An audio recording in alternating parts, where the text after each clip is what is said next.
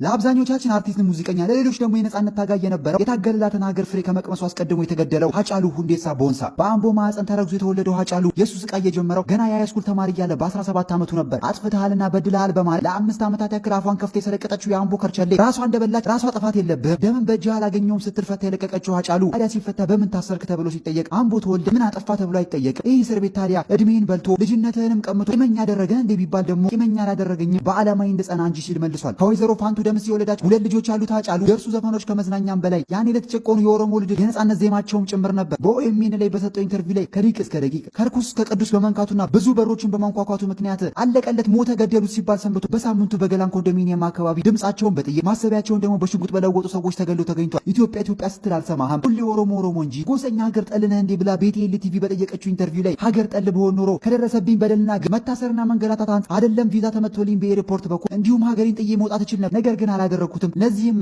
ምክንያት አለኝ ሲል